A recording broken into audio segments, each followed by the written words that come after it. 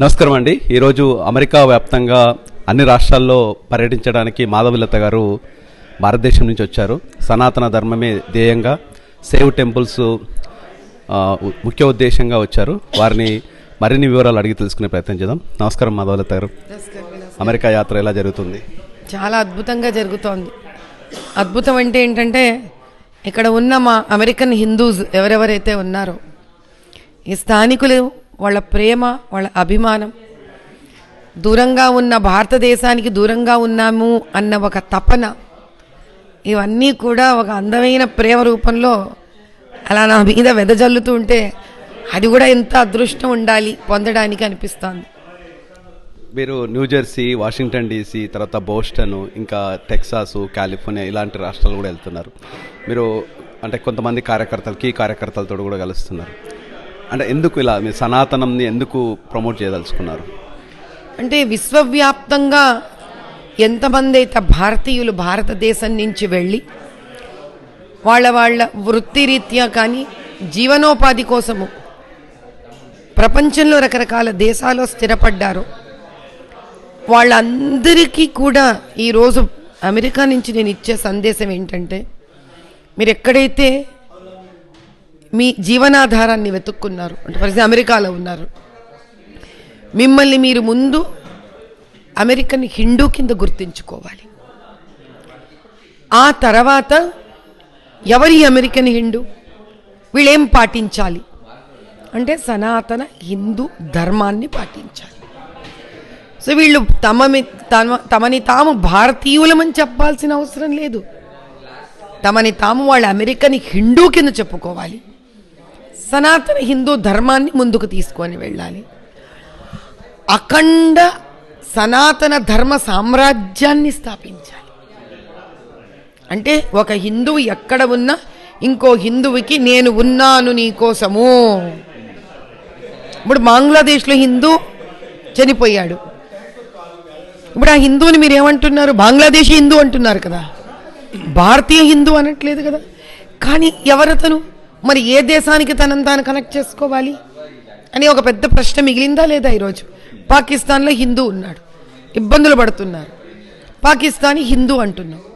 కాబట్టి ఇంకా ఇది కేవలం భారతదేశంతో పరిమితం చెయ్యకూడదు. దీన్ని అఖండ విశ్వ సనాతన హిందూ ధర్మం వాళ్ళు, అందులో భారతదేశం ఒక భాగం. American Hindu, England Hindu, Bangladesh Hindu, Sri Lankan Hindu, Malaysian Hindu, Middle East Hindu, Australian Hindu, New Zealand Hindu, భారతీయ హిందూ. అంటే నాలో వస్తున్న ఒక కొత్త చైతన్యం ఏంటి అని అంటే, విశ్వవ్యాప్తంగా ఉన్న హిందూ ఒక్కటవ్వాలి. అది బహుశా ఈరోజు నేను దీన్ని ఒక లక్ష్యంగా తీసుకొని ముందుకు వెళ్ళాలి అనే ఒక కొత్త ఆలోచన రావడంతో పాటు, ఈ ఆలోచన అమెరికా మీద, ఈ గడ్డ మీద పుట్టడం నేను చాలా ఆనందంగా భావిస్తున్నాను. ఎందుకంటే America is a super power. So ఇక్కడ భారతీయుడు ఇంకా భారతీయుడు కాదు, అమెరికన్ హిందూ. అతను ఆ పరివారాల అమెరికన్ హిందూ, వాళ్ళ పిల్లలు అమెరికన్ హిందూస్. సో వాళ్ళు సనాతన హిందూ ధర్మశక్తితోటి అమెరికా భూమిని శక్తివంతం చెయ్యాలి.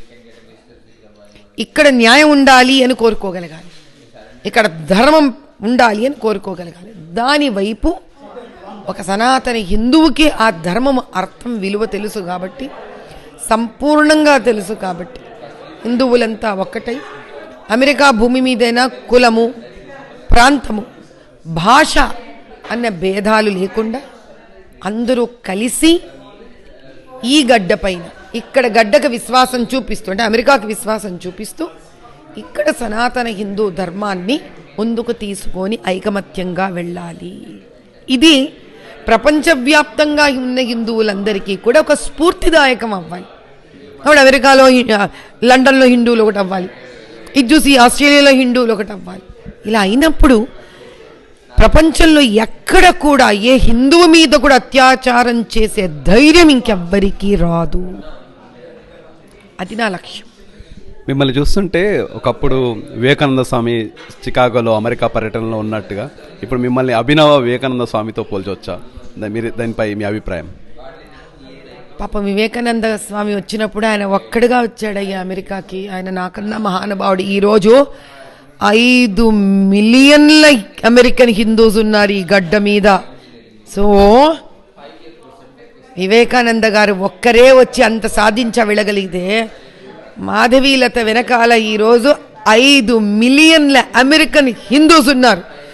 సో ఎన్ని రెట్ల వివేకానంద కర్తవ్యాన్ని నిర్వర్తించగలగాలి మనము, ఎన్ని రెట్లు వివేకానంద గారు చేసిన దానికన్నా చెయ్యగలగాలి ఈరోజు మనం. ఆయన నాంది పలికి విత్తనం వేసి వెళ్ళారు. ఇవి 5 మిలియన్ల మొక్కల కింద తయారవ్వాలి. అలా కోరుకుంటున్నాను. మీరు ఈరోజు మాట్లాడినప్పుడు భార్యాభర్తల సంబంధాల గురించి, ఇంట్లో ఆది పరాశక్తి, మగవాళ్ళ గురించి బాగా ఆర్టికులేట్గా మాట్లాడారు. దీనిపై మీ స్పందన? నేను చెప్పిన దాని మీద నేనే స్పందించాలా? భార్య భర్త అనే ఈ బంధము మనకు తెలుసో తెలియకుండా జీవితంలో చాలా వాటి మీద ప్రభావం చూపిస్తుంది. భార్యాభర్త అనే అనుబంధము సనాతన హిందూ ధర్మంలో ఏ ఒక్కరిని ఎక్కువ కానీ తక్కువగా కానీ చేసి చూపించలేదు. కానీ కాలక్రమేణ అంటే టైం పాస్ అవుతున్న కొద్దీ ఎక్కడో ఒక చోట వేరే మత ప్రభావం మన మీద పడడం చేత సనాతన హిందూ స్త్రీ అణగబడింది, తొక్కబడింది.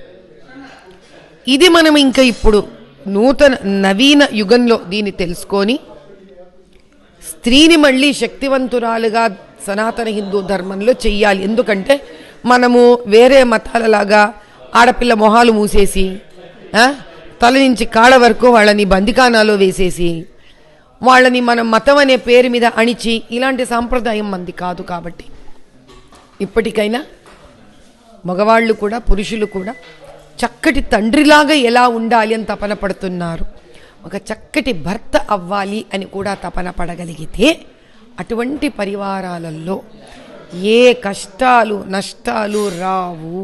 ఎందుకంటే ఒక చక్కటి దాంపత్యంలో భార్యాభర్తలు ఏమీ చెప్పకనే చక్కటి తల్లిదండ్రులు అవుతారు. కానీ ఓ చక్కటి తల్లిదండ్రులు ఉన్న ఇంట్లో చక్కటి భార్యాభర్తలు ఉండాలి అనే రూల్ లేదు. మీ అమెరికా యాత్ర మొత్తము నో పాలిటిక్స్, ఓన్లీ సనాతన ధర్మం గురించి మాట్లాడుతున్నారు. సేవ్ టెంపుల్స్ ఆర్గ్ నుంచి మీరు వచ్చారు. సో మీరు ఎలా దాని మీద కామెంట్? పాలిటిక్స్ అనేది సనాతన హిందూ ధర్మంలో ఒక చిన్న భాగం అయ్యా. అదే మొత్తం కాదు, అదే అనంతం కాదు. ఇప్పుడు రామచంద్రుడు రాజ్య పరిపాలన చేశాడు, పాలిటిక్సే కదా. కానీ మనం రాముడిని రాజు కింద కన్నా ఒక చక్కటి కొడుకు కింద, చక్కటి భర్త కింద, చక్కటి అన్న కింద ఎన్ని మాట్లాడతాం మనం. అంటే దాని అర్థం ఏంటంటే ఇవన్నీ పాలిటిక్స్లోనే ఉన్నాయి. కాబట్టి నేను పాలిటిక్స్ చేయక్కర్లేదు, పాలిటిక్స్ మాట్లాడక్కర్లేదు.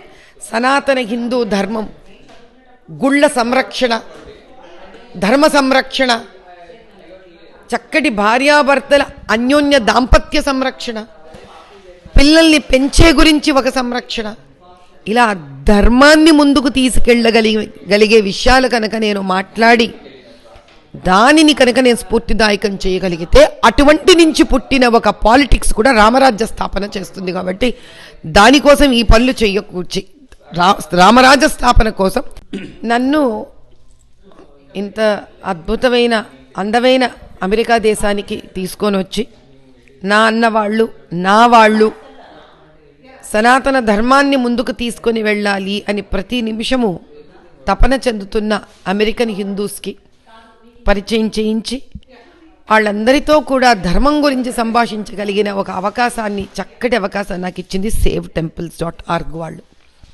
వీళ్ళు ఏం చేస్తున్నారు అంటే మీరు చాలా ఆశ్చర్యపోతారు.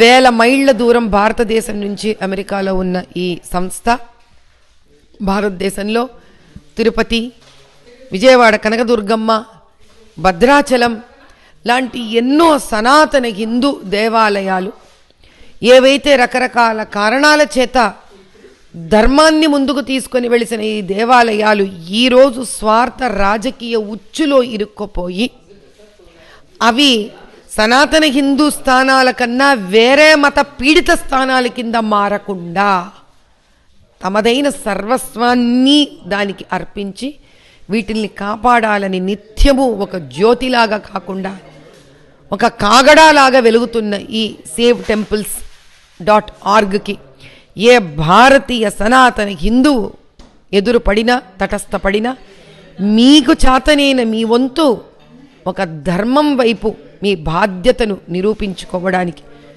మీ కష్టార్జితంలోంచి ధర్మబద్ధమైన ఆర్జితంలో నుంచి ఒక చిన్న పాళ్ళు నవ్వుతూ ఆనందంగా ధర్మో రక్షతి రక్షితః, నేను ఈ ధర్మాన్ని రక్షిస్తే ధర్మం నన్ను రక్షిస్తుంది అన్న ఒక భావనతోటి ఈ ఆర్గనైజేషన్ని మీరందరూ మీదిగా భావించి ముందుకు తీసుకొని వెళ్ళవలసిందిగా నేను కోరుకుంటున్నాను.